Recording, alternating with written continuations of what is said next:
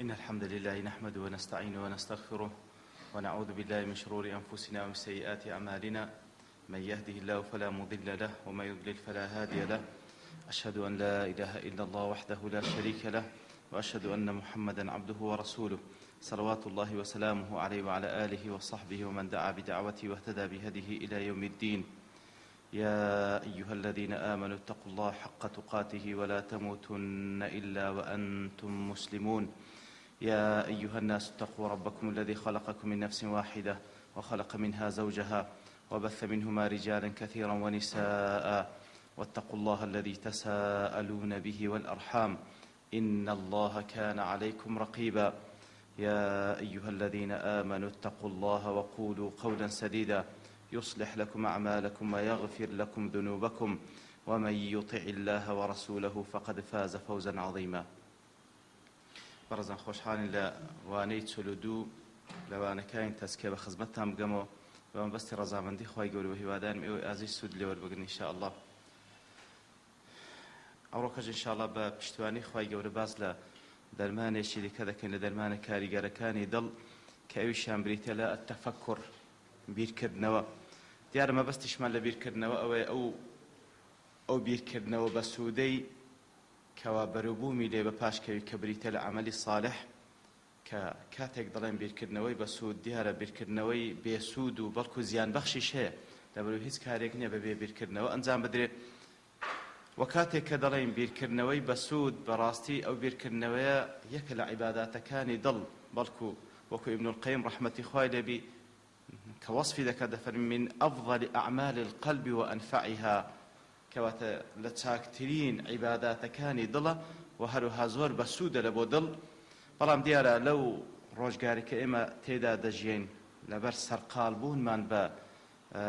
ئەو هەموو لایەنەی ژیان، بەڕاستی دەتوانین بڵێن ئەو بیرکردنەوەی کەوا پێویستە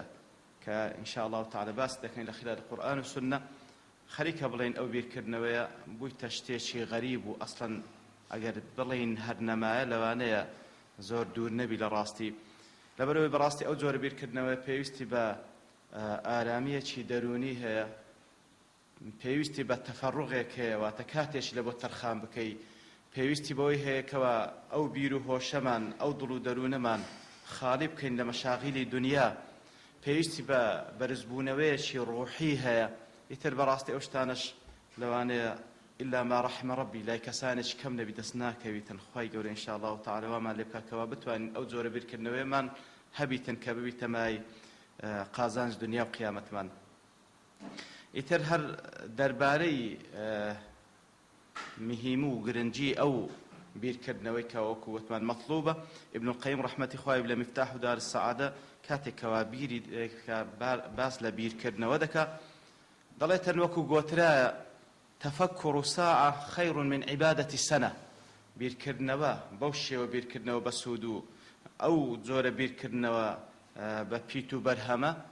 کاتێک کەوا کەسێک بیر بکاتەوە ئەگەر لە مقداری ساعەیەک کە وەکو چەندجاش باسمان کرد لە زمانی عەرەبی ساعە بەو 16 دقەی ناگوترێت کە ئێمە دەیناسین، بەڵکو ساعە واتە کەمترین کات کەسێک کەوا بیر بکاتەوە بەو شێوەیە ئەوە چاکترە لە عیبادەتی ساڵێک، مەبەست لە عیبادەتی ئەوەی کەوا تەنها بە ئەندامەکان ئەنجام دەدرێتن. لەبەر ئەوەی بەو شێوەی باسی دەکاتن تەفەکوڕی بەسوود یەکە لە ئەعمالەکانی قلوب، بەڵکو وەکو ناوی بر لە سەرەتادا کە باسمان کرد من أفضل عبادات القلوب، من أفضل أعمال القلوب، بەڕاستی لە چاکترین کردەوەکانی دڵە. ئیتر کاتێکەوە کردەوەی دڵە و لە چاکترین کردەوەکانی دڵە و ئەوانی دیکەش عیباداتەکان کە بە ئەندامەکان ئەنجام دەدرێن، کاتێکەوە مقارنە لە بینی ئەندامەکان و دڵ دەکرێت وەکو معلومە کە ئێستنادن لەسەر فەرمودەی پێغەمبەر صلی الله عليه وسلم، دیارە دڵ وەکو مەلیکێکە و ئەندامەکانیش لاشەنە لە بۆ ئەو مەلیکە. دیارە ئەعمالی قلوب گرنگترە لە ئەعمالی جەوارح، بەڵکو ئەعمالی قلوبە، ئەعمالی جەوارحیشی لێ بە پاش دەکەویتن. لێ لەسەر ئەو ئەساسە فعلا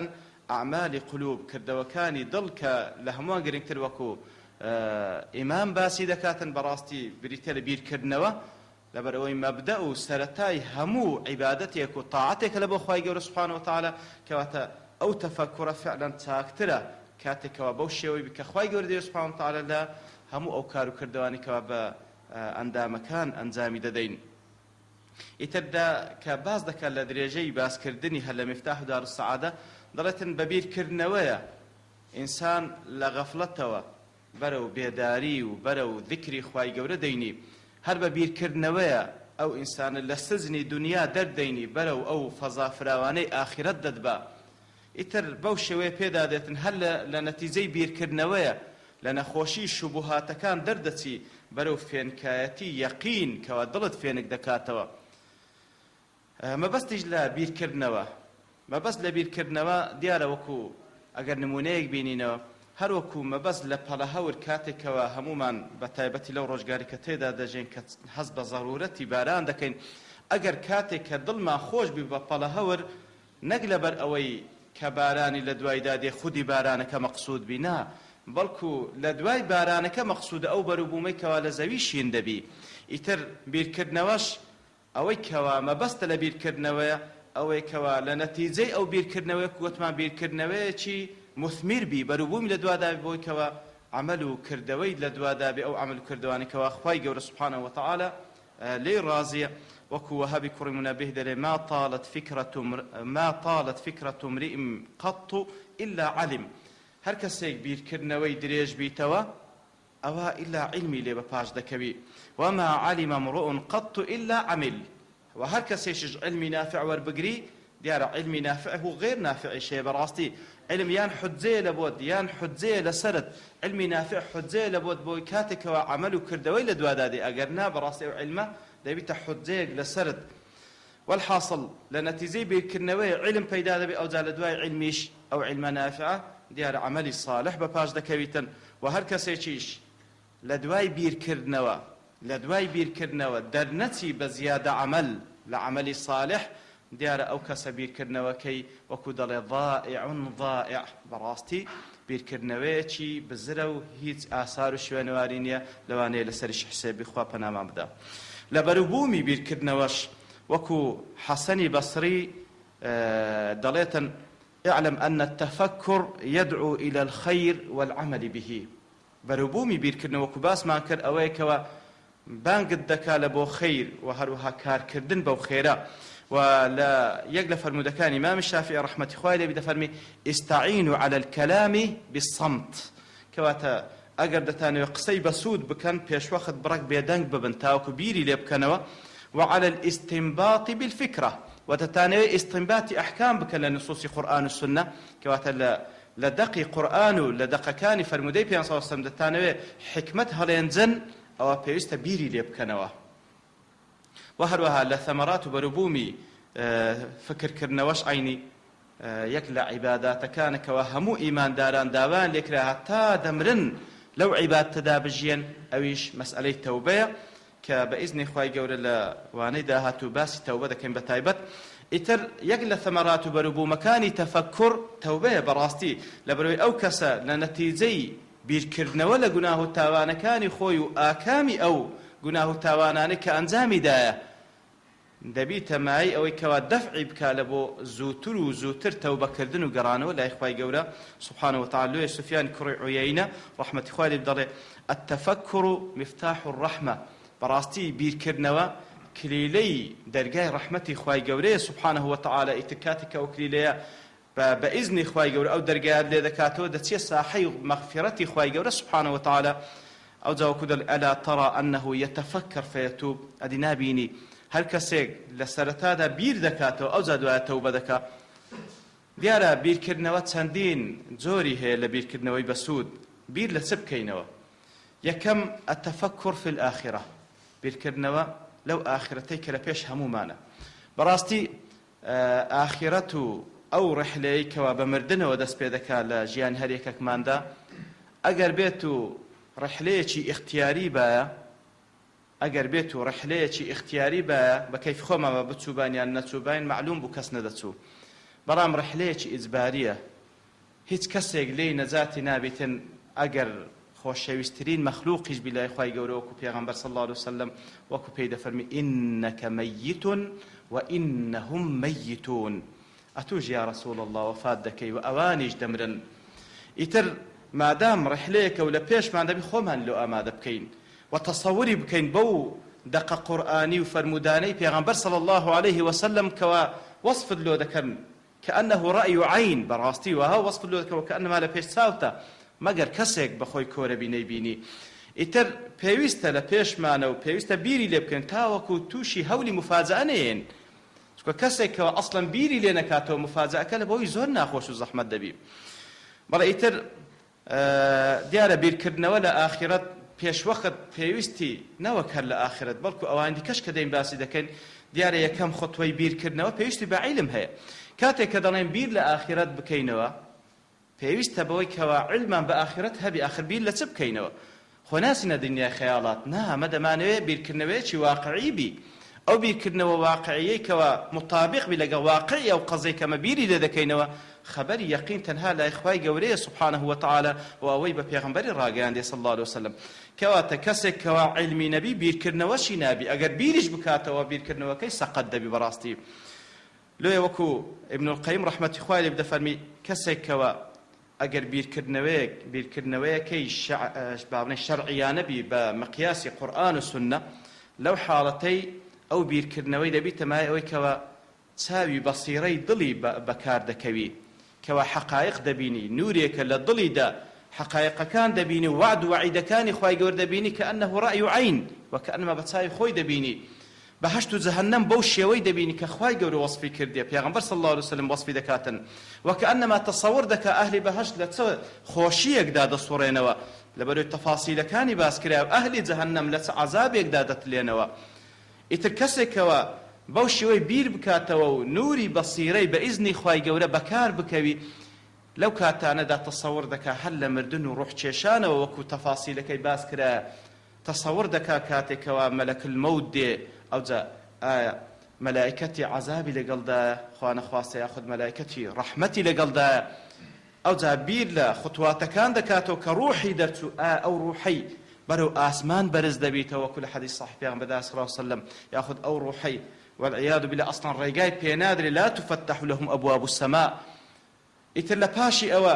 بیر لە ژیانی ناو قەبر دەکاتەوە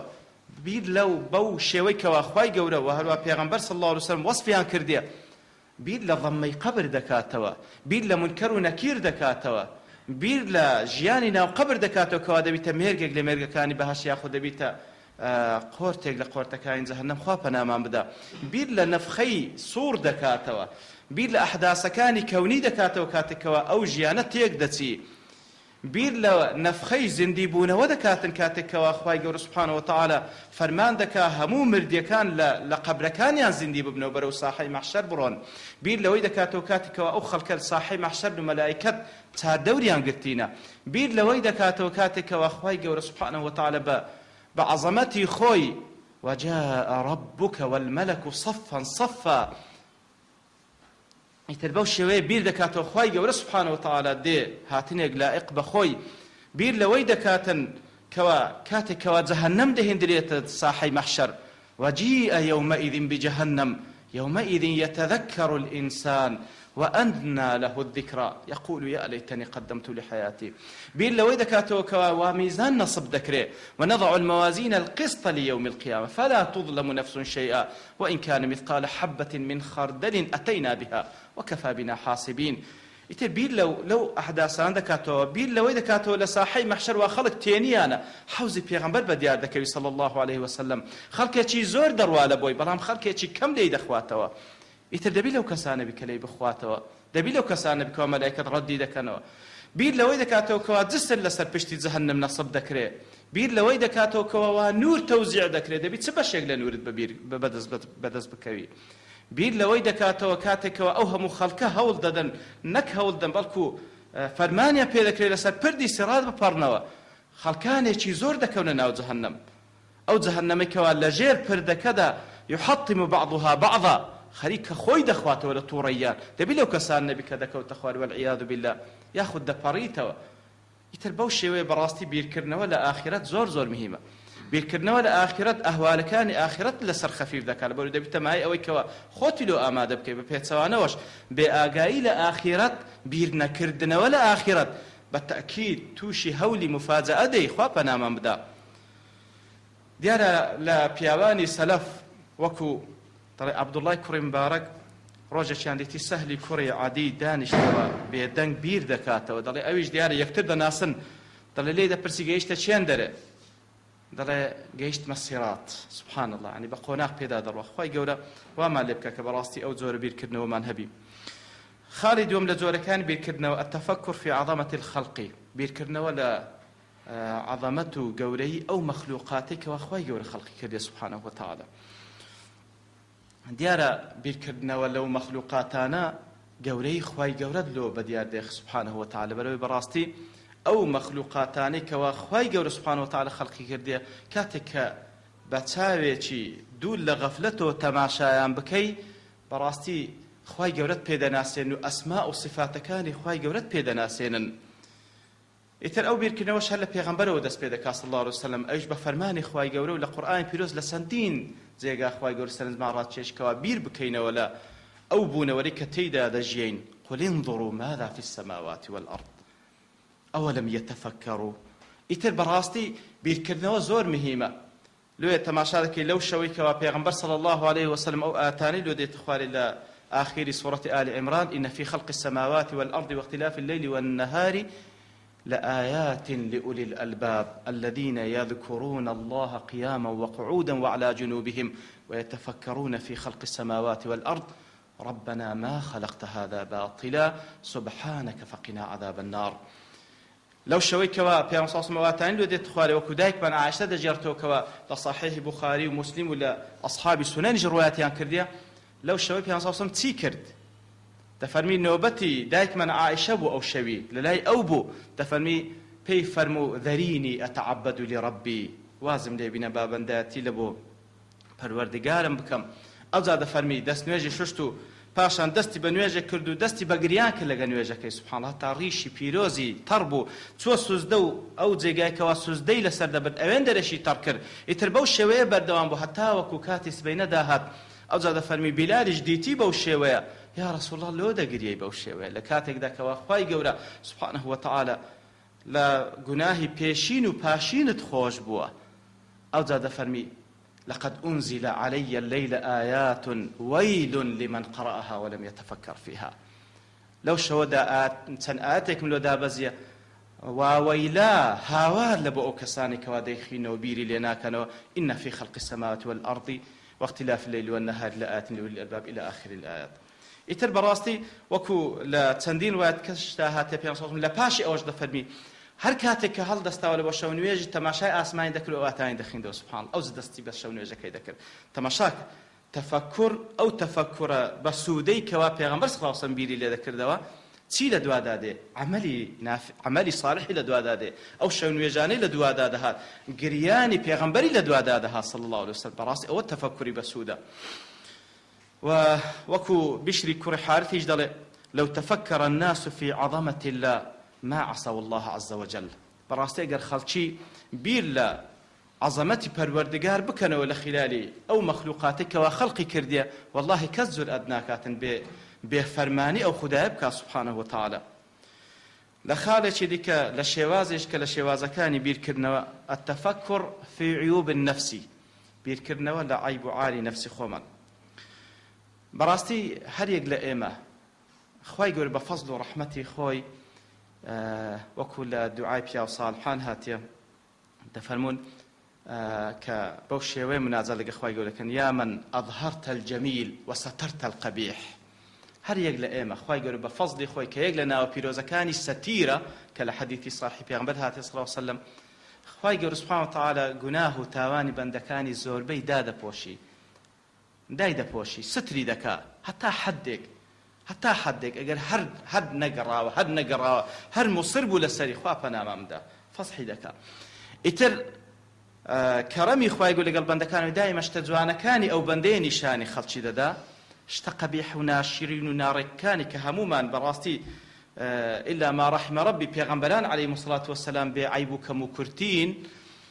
اگرنا همومان عيبك مكرتيمان هي والله خوا يقول داي پوشتينا تەنها شتە جوانەکانی لە پێش چاوی خەڵکی بەدیار خستیە ئیتر ئەو خەڵک کەشکاتێکەوە شتە جوانەکانت لێ دەبینی زۆربەی زۆری خەڵکی لەوانەیە زیاتر باوەڕی مەدحت دەکا و جە بەرەو ڕوو یان لە جێگای دیکە زیاتر خەڵک با بڵێن ڕێز و سەنگە کرد لە بۆ دادنێ کە لەوانەیە لە حەدی خۆت زیاتر بی. ئیتر ئەگەر بێت و ئەو ئینسانە ئەو لە حەزاتانەی نەبی کەوا بە تەنها لە خەلوەتدا لە خزمەت خوای گەورە سوبحانەهو وتەعالا بیر لە نەفسی خۆی بکاتەوە، دەبی چەند تەبعی خراپی تێدا بێ. چەند کەس لە ئێمە لەوانەیە ئەو تووڕەیەی تێدایەکەوە پێغەمبەر صلی الله علیه وسلم فەرموویەتی لا تەغضب. چەند کەس لە ئێمە لەوانەیە غەیبەتکار بی، چەند کەس لە ئێمە بە چاوێکی زۆر وردەوە تەمەشا عەیب و عاری خەڵکی دەکەین، لە کاتێکدا چاومان داپۆشرا لە ئاستی عەیب و عارەکانی خۆمان. ئەوانە هەمووی نوقسانین بەڕاستی. ئیتر بەو شێوەی کە خەڵک تێت دەگایەت و بەو شێوەی لە بینی خۆت و خوای سوبحانەهو وتەعالا. ئیتر ئەگەر هەر یەک لە ئێمە بیر بکەینەوە بەڕاست عەیب و عارمان زۆرە، ئیتر هەر کەسێک بە تەجەڕود بکە، با دوور کەویتەوە لە قسەی خەڵکی، با هەڵ نەخەڵەتێ بەو قسانێکەوە خەڵک وەسفی دەکەن. هەر کەسە خۆی دەناسی، هەر کەسە خۆی دەناسی بیر بکاتەوە لە پێناوی خوای گەورە تەجەڕود بکات لە هەموو شتێک، با عەیبەکانی خۆی دەست نیشان بکات بە مەبەست ئەوەی کەوا چارەسەریان بکاتن. هەروەکو فضيل دليتن رحمة إخوة لي بدفن الفكر مرآة تريك حسناتك وسيئاتك. براستي بيركرنوا أو تفكر بوشيوية براستي وكو آوينو ونينوكك خط هذا بينو بفعلي آوينو ونينوكيش زور صريحة لقلت، يعني براستي مجاملة لقلناك تاتشي وخرابية كانت سلبيات وإيجابيات النشان دا يتر براستي همان بيسما بو لحظاتانا هي كوا بیر بکەینەوە تاوەکو عیب و عارەکانی خۆمان بناسین بە مەبەستەوەی کەوا متەوەکیلەن عەلی الله دەستنیشانی بکەین و تاوەکو چارەسەری بکەین. جۆرێک کە لە جۆرەکانی بیرکردنەوە التەفەکر فی عەواقب الأمور، بیرکردنەوە لە عاقبەتی شتەکان. خوای گەورە سوبحانەهو وتەعالا دەفەرمێت لە سوورەتی الحەشر يا أيها الذين آمنوا اتقوا الله ولتنظر نفس ما قدمت لغد واتقوا الله. بەڕاستی هەرێک لە ئێمە بە بیر بکاتەوە تەقوای خوای گەورە بکە و بیر بکاتەوە چی لە بۆ بەیانی ئامادەکردە کە مەبەست لێرەدا قیامەتە. ئیتر فعلا هەرێک لە ئێمە با تەماشا عاقبەت و کار و کردەوەکانی خۆمان بکەین چمان لە بۆ بەیانی ئامادەکردیە. وەکو ابن عباس خوای گەورە لە خۆی لە بای بڕازی بدەفەرمێت التەفەکر فی الخەیر يدعو إلى العمل به. دیارە بیرکردنەوە لە خێر و لە چاکە دەبیتە هاندەرێک لەوەی کەوا بەڕاستی هانت دلوي كوا كاري بيبكي وبيركدنوش لشر ولا خرافة لعاقبتي شر وخرافة دبي تهاندريك لو أي كوا بد باريزي وخوتي لب باريزي لا لو كار كردو خرافاني كوا وقوت مع عاقبتي زور خرافة. ابن القيم رحمة إخوائي بكاتك عند مفتاح دار السعادة باز لو حالته دكا دلكاتك وإذا فكر في عواقب الأمور هل يقل إيمة كفكر لعاقبتي كارو كردو كان بكينوا تجاوز بكين للحظات بيكمي أو كارو كردوانه، يعني لبون منا كاتك وابير لخرافة ذكيوة همومان يعني بدافع الشيطان بدافع نفسي أمارة بالسوء بخيار من دادي خرافة بكين وخرافش لسرتا كيدا لزتا شتيدا أجر بير لعاقبتي أو لزتا بكي وتجاوز بكي لو سرتا يعني هر أو لزتا لبيش تساوني طبعا الشيطان لهر خرافة كبير دك أو لزتي لبيش تساو درازيني توا نفسج بهماشيو أتو هول بدأ بفكر كرنا وتجاوز بكي لو سرتا برو عاقبتي أو خرابية تماشابك أو عاقبتا خرابونا خوشو أو عقوباتاني كوالا سرقناه ديت السرد لدنيا ولا قيامة أو هندي ديني لبو أو لزتا كما خود دو تاري أو عاقبة خرابة بكيوا بالتأكيد أقروا هافكر بكيوا بالتأكيد خود لو قناه تاوانا دا باريزي وكاتش كوا بير لطاعت دكيوا طاعت بطبيعة حال وكو ابتلاء تاقي كرنويك طاعت مشقته شتيدا ونفسش حزي لإسراحته بالدانوي اگر بتوي كاري شتاق بكي الشيطان زور لبيش ساوت قرز دكا دي كاتت شيا كرنايجي تنها مشقتك لبيش ساوت قرز دكا بلام اتورا فكر لعاقبتي او مشقتي بكوا آخر خواهي قول سبحانه وتعالى بفضل كرمي خوي برامبر بتاكا أقل ما يمكن يقبدا باداش الداتو أو زبورة يقلب وحفصت والله يضاعف لمن يشاء يقل حفصتي زيادة خواهي قول باداش داتو لبو كساني كبير بخوي خواهي قول سبحانه وتعالى تخوا أو هندينين أو توزا مشقتي لبيناي بتشيشي دەی باشە ئەو ئیسراحەت و کەسەل و تەمبەڵیە هەتا کەنجین وانە ئیتر بەڕاستی بیرکردنەوە لە عاقبەتی کردەوەکان وار لێ دەکا کەوا تەجاوزی خراپە بکەی بە پێچەوانەوەش هانتدا لە بۆ ئەنجامدانی هەموو کارێکی چاک هەتا لە کردەوەی چاچیش هەتا لە کردەوەی چاش بەڕاستی کاتێکەوە بڕیاردا کردەوەی چاکەوە بیرکردنەوە تێیدا زۆر مهمە لەبەرەوەی بەڕاستی یەک لە ڕوکنەکانی قبولی عەمەل چییە مەسەلەی ئیخلاسە ئەوی دیکەشیان سەوابە ئیتر کردەوەیەکی چاکە بڕیاردا بیکەی موافقە لەگە سونەتی پێغەمبەر صلی الله علیه وسلم پێویستە دیسان بیر بکەیەوە لە نیەتەکەت بیر بکەیەوە لە نیەتەکەت هەتاوەکو بە ئیخلاس نەبی ئەنجامی نەدەی دوایان ڕەنجت بە خەسار دەچی لە خاڵێکی دیکە لە جۆرەکانی بیرکردنەوە التفكر في كل ما حولك بیرکردنەوە لە هەموو شتان لە دەوروبەرتن لە هەموو حەدەسێک لە هەموو ڕووداوێک کە ڕوودەدا هەمووی ڕەبتی بکەوە بە حەقەتی قەزیەکە لە ژیانی پێغەمبەردا صلی الله علیه وسلم ئەو جۆرە بیرکردنەوەیە طبعا زۆر بووە لەوانە ئەگەر تەنها ئیشارەت لە بە دوو حاڵەت بکەین کە هەردووشیان لە صحیح بوخاریدا هاتینە پێغەمبەر صلی الله علیه وسلم حوشترێکی هەبوو پێی دەگوترا العەضباء عەضباء حوشترێک بوو خێرا بوو زۆر حوشتێکی چاک بوو خێرا بوو هیچ حوشترێشکە لە سیباغدا بە پێشی نەدەکەوت ڕۆژێک لە ڕۆژان قەدەری خوای گەورە عین لە سیباقێکدا کەسێکی ئەعرابی هات حوشترێکی پێ بوو چاکتر بوو لەو حوشترەی پێغەمبەر صلی الله علیه وسلم بە پێشی کەوت تاوان سەحابە خوایان لێ ڕازی بی زۆر پێ متەئەسیر بوون یان هەر ئەدەبەن نەدەبووە بە پێش حوشتری پێغەمبەر بکەوی صلی الله علیه وسلم ئیتر کاتێک کە پێغەمبەر صلی الله علیه وسلم ئەوەی دیت و تەئەسوری با بڵێن کاریگەری ئەو حاڵەتەی لەسەر سەحابەکان دیت پێغەمبەر صلی الله علیه وسلم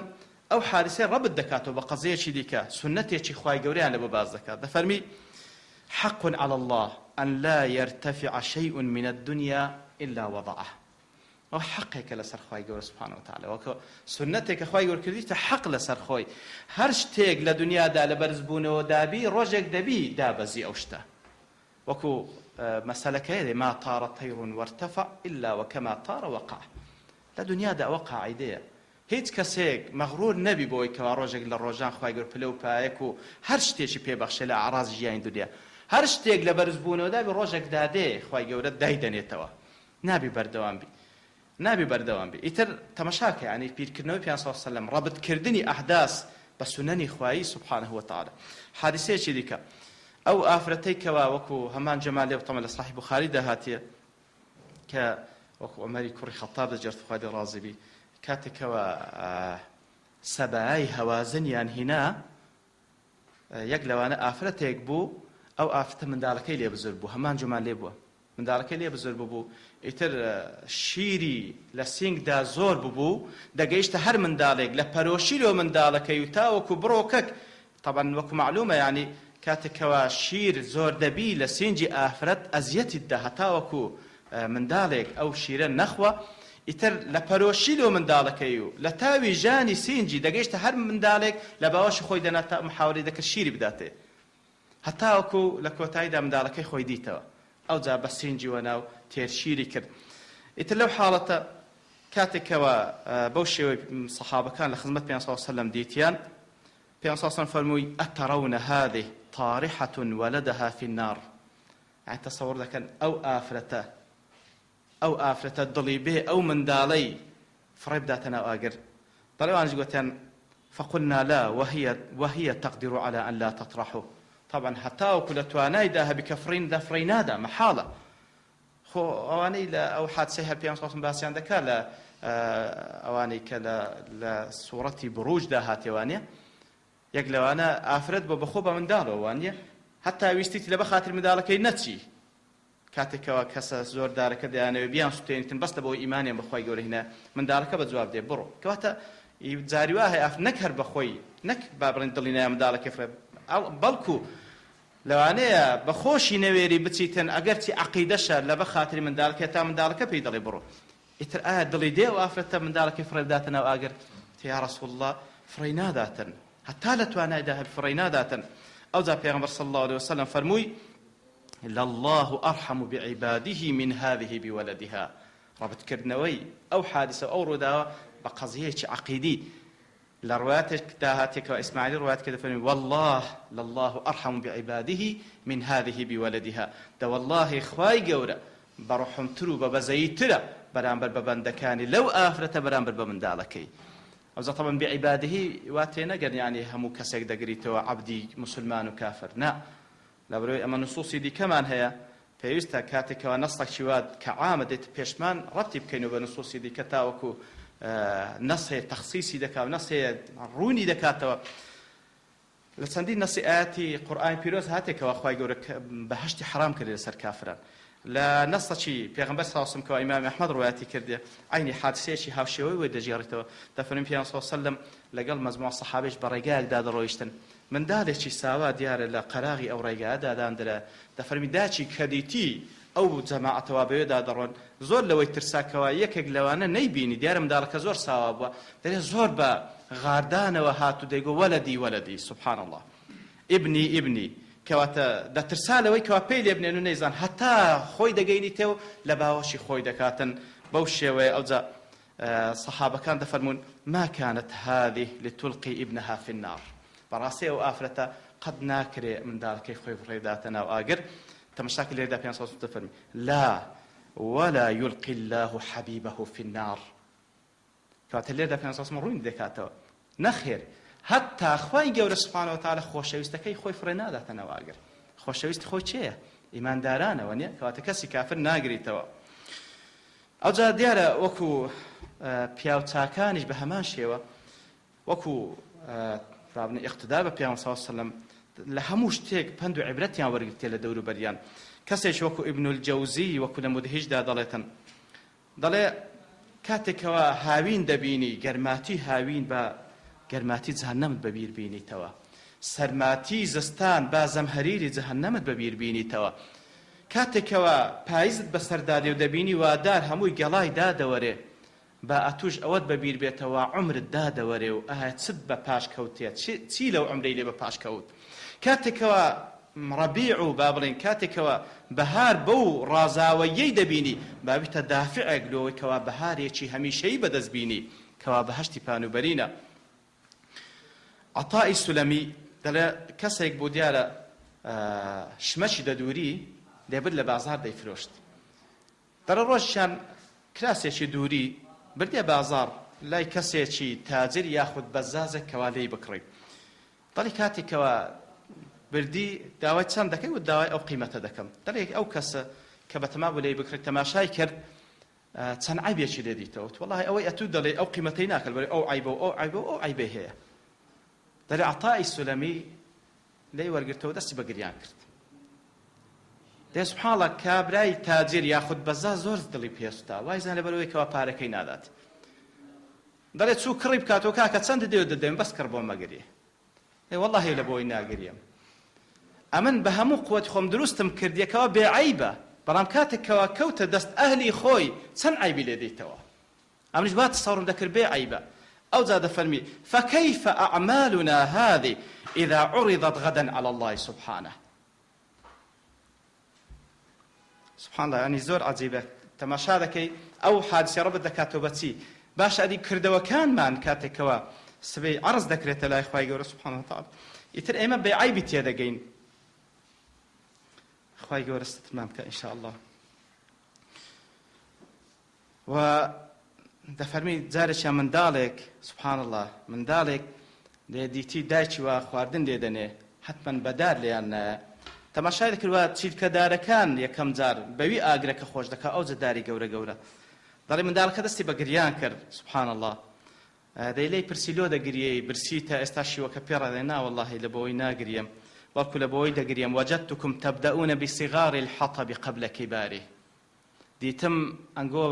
بە چینکەداران دەست پێ دەکەن ئاگری خۆش دەکەن پێشی گەورەکان، کاتە لەوەی دەترسێم لە بۆ جەهەنەم ئەمە شەروابین والعیاذ بالله.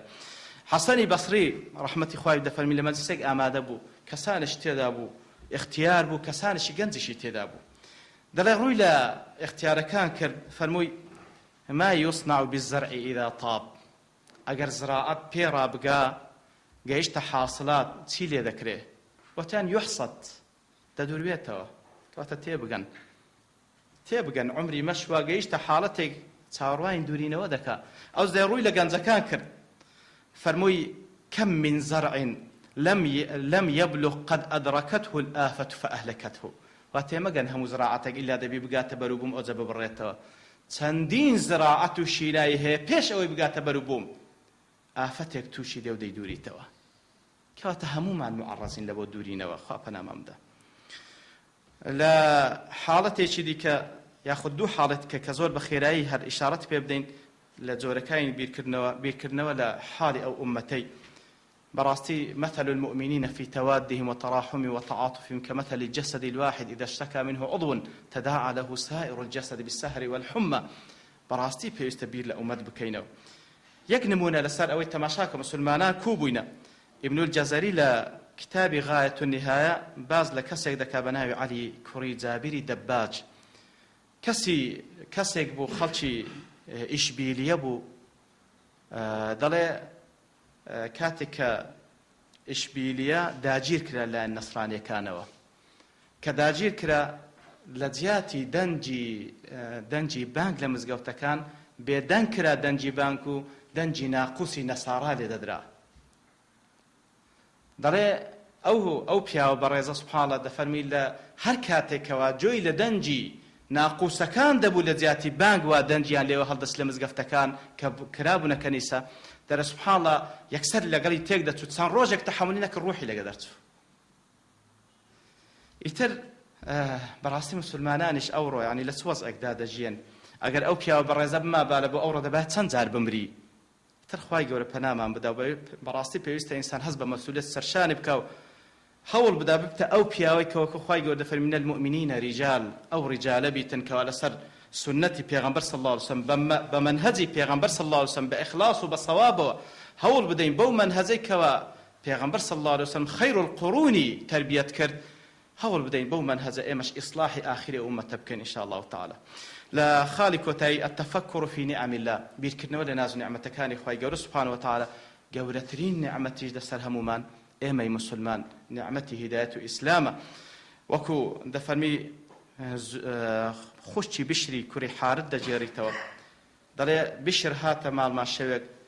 دفرمي هلا درقادا بيش لجوري بو بيش لدري بو راوستا بيري كردو دلي امني شهر تصاورم كر هر خلاص نبو شو منوستم سبين خلاص مدري هر ولا حالات خويتي باشا تو خريشي تسي بير لتصدكيوا تماشاك بير لتصدكاتو دلي تفكرت في بشر النصراني وبشر اليهودي وبشر المجوسي بيرم لوكر دو سبحان الله يعني بيرم لو كردوا ادي اجو بشر نصراني با اگر مجوسي با اگر يهودي با يتر ست هي تاوك خوي جور سبحانه وتعالى وهند ريزي ليناي خوي جور تايبتي كردي بهدايات يتر براستي اوش ناز نعمته شي زور جوري خوي جور دفارين وك لو كسان ما حسابك كوا بتوانين بير بكينه وبير شي بسود وهو بربومي لي باشكوي ولا كوتايج دهر اون دلين وكو قاعده براستي اگر او بيرمان لخير بير نكاتوا او ضلو درون ما خريجي بير كرنا ونبي لخير ولا تاكا بالتاكيد خريجي بير كرنا ولا خرافه وكو ابن القيم جل رحمه خوالي والله هر كسي لبير كرنا وي كوبي باب زاني مكانتي اون ديل الله خوي سبحانه وتعالى هر كسي دني بي لبير كرنا وي خسيس بي كم بي كارو كردوش هر اوي لباش دك اوش عاقبتي خوا انا مامدا وهر كسيش لبير كرنوي بقدر قيمه بير كرنوا لا لشتي وابير كاتو كوا نزيش بكاتو لاخواي جورا بقدر قيمتي بكا لا اخواي جورا ان شاء الله تعالى او كارو كردوا نشي لباش دتن كوا بقدر قيمه بالله اخواي جورا رزامان واخواي جورا سبحانه وتعالى وما لبكا كوا سريرو نهيني ما تاق بي بير كرنوا ما تاق بي تأكد وكانش ما تساق بتما رزامن دي خوي سبحانه وتعالى سبحان ربك رب العزة عما يصفون وسلام على المرسلين والحمد